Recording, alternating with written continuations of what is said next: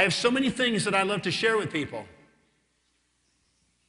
If I held back what is inside my heart because of the fear of rejection, I would not be where I am today. If you're not being crucified, you're probably not on purpose. Let neither pleasure nor pain interfere with pursuit of purpose. Let neither support or challenge interfere with pursuit of mission. For in fact, you need both to obtain your destiny. If you get over-supported and protected and make life too easy, you stay juvenile. You never grow and mature. It is the challenges in life that make us mature. Any challenge in your life you can't say thank you for, you stay immature about. But every challenge that you may have labeled terrible has a hidden benefit. Do not wait a day, a week, a month, a year, or 5 years later to discover that in the crisis there's a blessing. Within the tragedy there's an ecstasy. Within the violence, there's an ecstatic vision of possibility. Look at those as tests to find out if you're ready for the next stage of your life. I wouldn't be where I am today if I hadn't almost died.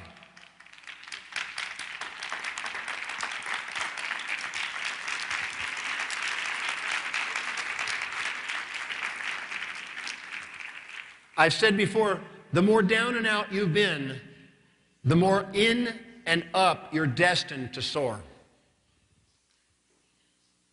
The last fear is the fear of not being vital enough, not good looking enough, not healthy enough to do what you dream.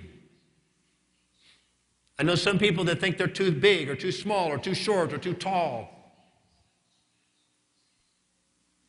But you have been given a body that is perfect for your mission. The moment you realize that and have gratitude for that is the moment your body takes you to new heights. 25 years ago, I was with Louise Hay. Some of you know Louise Hay. She wrote a book, You Can Heal Your Life. She's a lovely lady. She's 80, almost 81 years old. She's a very vital and amazing lady. 25 years ago, in an auditorium, we spoke together. And she had people come up on stage in front of a mirror and stand up and look in front of the mirror and say, I love myself.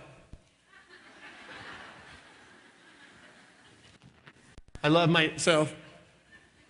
And I watched so many people had difficulty loving themselves. And then it was my time to get up.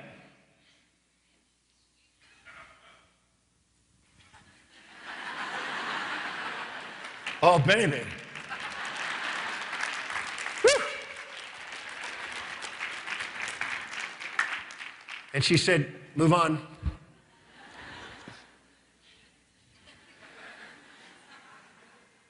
You got to be able to say, wow. Tonight, when you go to bed, before you go to bed, and you are as authentic as you can be, maybe naked, I want you to stand in front of the mirror and say, wow.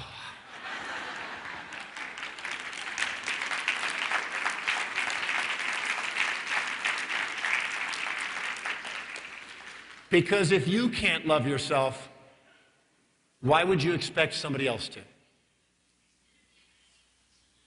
The more you value yourself, the more the world values you. The more you invest in yourself, the more the world invests in you. The more you treat yourself as a genius, the more your genius unfolds. The more you give yourself permission to do amazing things, the more amazing the world perceives you.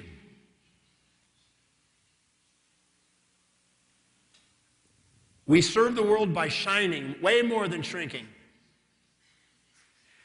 On the last day of your life, You're going to be asking yourself a question. Did I do everything I could with everything I was given? And you want to be able to say, yes, I gave it my all.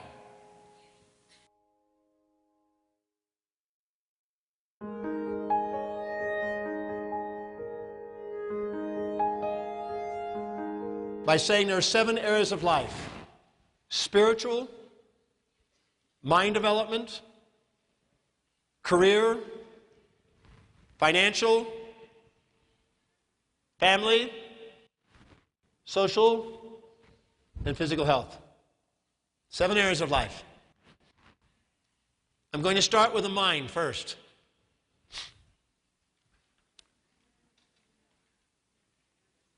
Spiritual, mental, vocational, financial, familial, social, and physical.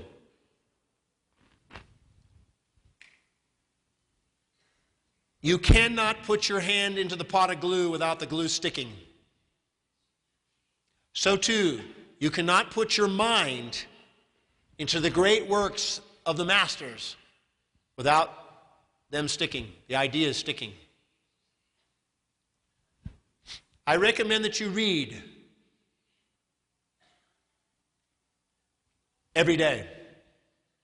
Something inspiring every day. If you have nothing to read, then get my books.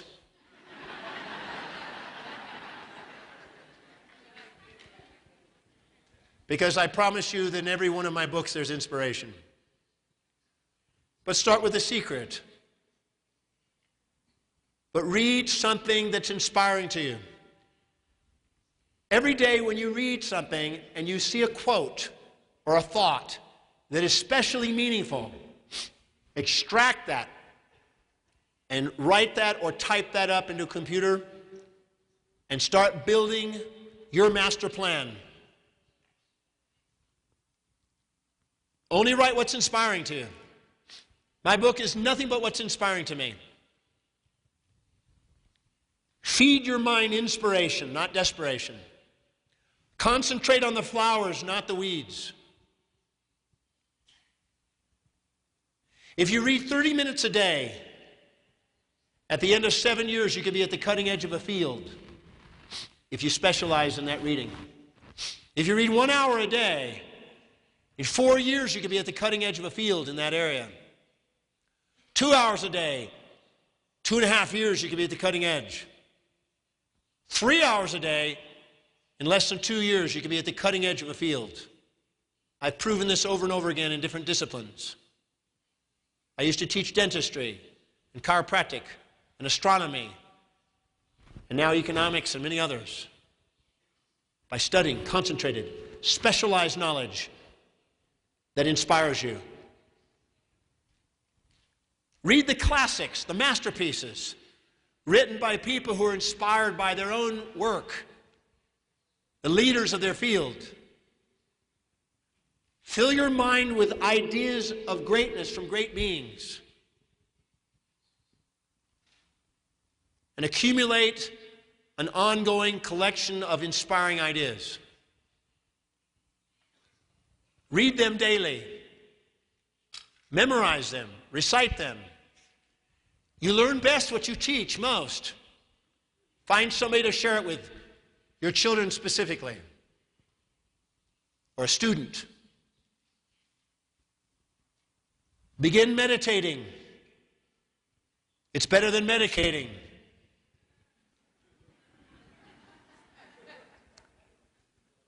Remember, incurable means curable from within.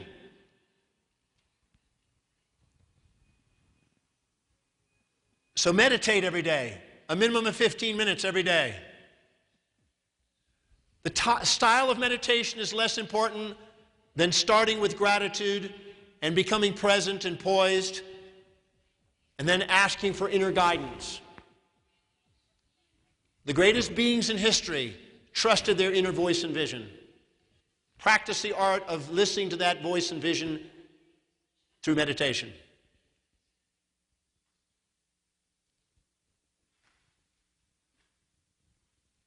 If possible, the method I gave you, the Demartini Method, which is quality questions. The quality of our life is based on the quality of the questions we ask. If we ask questions, why did this happen to me? Why am I always getting hurt? Then you'll create victim mentality. You want to ask the different question. How is whatever is happening to me helping me fulfill my mission? How is it strengthening me and giving me skills and talents? What doors is it opening up? Because the quality of the questions you ask can determine your destiny.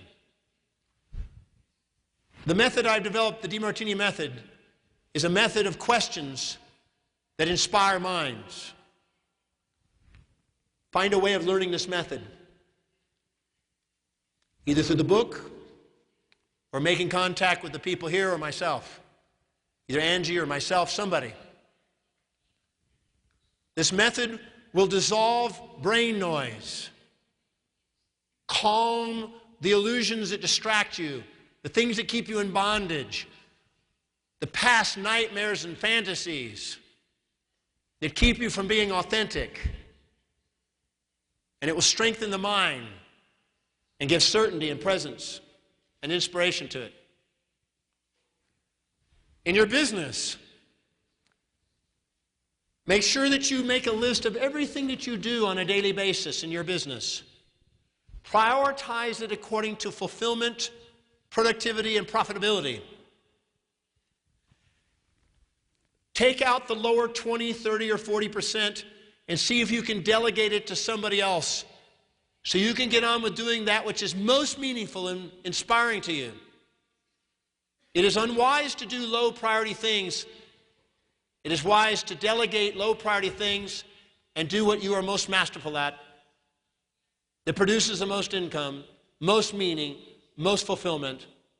Because if you train yourself to do ABCs instead of XYZs, you grow in self-worth and your business takes off.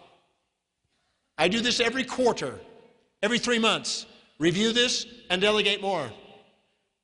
Don't be afraid to delegate because you think you're the only one, because you'll block yourself from growing. Don't be afraid to delegate because you think they can't do it. Train them. But you can only grow your business as far as you can streamline, prioritize, and delegate.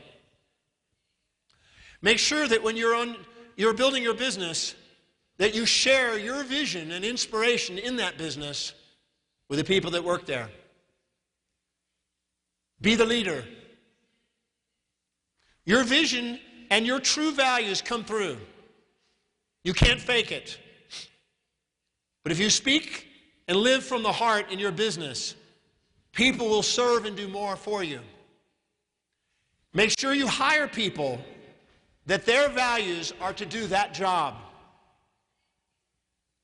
If I gave you $5 million and you never had to work another day in your life, if you tell me that the job description I'm asking you to do is not your dream, don't hire people whose dream it isn't to do that job. Or you will spend a lot of money on overheads and frustration, and you'll have to have motivations and punishments and rewards, and it will cost a business much. Hire people who would love to do what they need to do and delegate it to them. The company grows. For your financial life, make sure that no matter how much money you make, even if it's the tiniest portion, you save part. If you never learn the art of saving, you will be a slave to money and you will work your whole life for money. If you begin to save, it will begin to work for you and you will become its master. The wealthy pay themselves first.